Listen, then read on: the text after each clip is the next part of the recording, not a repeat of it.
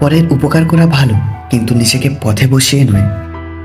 50টা মেয়েকে ইমপ্রেস করাটা পুরুষত্ব নয়। একটা মেয়ের সাথে 50 বছর থাকাটাই হলো আসল পুরুষত্ব। একদিন মেয়ে তার মাকে জিজ্ঞাসা করলো, মা, আমার স্বাধীনতা কোথায়? মা উত্তরে বললেন, এখন কিসের স্বাধীনতা? বিয়ের পর স্বামীকে নিয়ে যা ইচ্ছে তাই করবে, স্বাধীনতা খুঁজে নেবে। একদিন ভোরে স্বামীকে জিজ্ঞাসা করলো, আচ্ছা, মেয়েদের কি স্বাধীনতা, শখ আহ্লাদ কিছুই নেই? স্বামী উত্তরে একটাই কথা বলল, বিয়ের আগে যা করেছো করেছো, এখন করা যাবে না, লোকে কি বলবে? ছেলে মেয়েদের মানুষের মতো মানুষ করো, পরে যা ইচ্ছা করতে পারবে। আজ যখন ছেলের বয়স 20-তে পা দিল, জিজ্ঞেস করলাম, আচ্ছা বাবা, মায়েদের স্বাধীনতা কোথায় বলতে পারিস?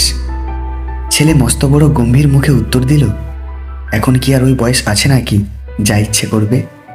অনেক কিছুই করেছো জীবনে, এবার আমাদের মতো করে চলার চেষ্টা করো। তাই মেয়ে মানুষের স্বাধীনতা হয় না, ঘর হয় না।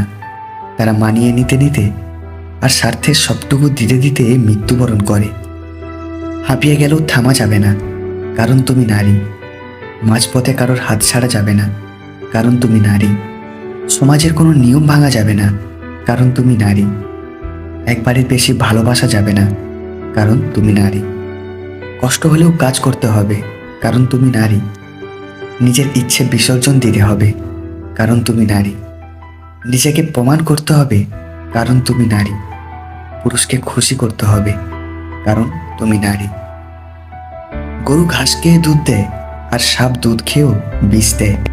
পার্থক্যটা খাবারের নয়, পার্থক্যটা জাত, স্বভাব আর আচরণের। পৃথিবীতে 2 প্রকার লোকের অভাব নেই, এক জ্ঞান দেওয়ার লোক আর 2 বাঁশ দেওয়ার লোক। স্বার্থপর আর অহংকারী মানুষগুলোর বিশেষ কিছু লক্ষণ। নাম্বার 1, এরা কোনো সময় পরাজয় স্বীকার করে না। নাম্বার 2, সব বিষয়ে তর্ক করে, যুক্তিতে হারতে চায় না। আর নাম্বার 3, নিজের ক্ষমতা দেখানোর চেষ্টা করে। আর নাম্বার 4, সব বিষয়ে পারদর্শিতা দেখায় এবং সবাইকে সন্দেহ করে। কারো মনে আঘাত দিও না, সুখী হতে পারবে না। ভালোবাসতে না পারো, অভিনয় করো না। মনে রেখো, কারো চোখের জল তোমার জীবনে অভিশাপ হয়ে ঝরতে পারে। যে থাকার সে এমনিতেই থাকবে, এরা সম্পূর্ণ ভুল কথা। যদি তোমার কাছে টাকা থাকে, তাহলে সবাই থেকে যাবে সব সময়। কোন ধরনের নারী রাতে পোশাকবিহীন ঘুমোতে ভালোবাসে? যেসব নারী পুরুষের প্রতি বেশি আকৃষ্ট হয়, পুরুষের ছোঁয়া পেলেই যারা শিউরে ওঠে, তারাই রাতে পোশাকবিহীন ঘুমোতে ভালোবাসে। কারণ রাতে পোশাকবিহীন হয়ে শুলে সঙ্গীর সঙ্গে ঘনিষ্ঠতা অনেকটাই বৃদ্ধি পায়। একে অপরের স্পর্শে শরীরে বিশেষ লাভ হরমোন বইতে থাকে।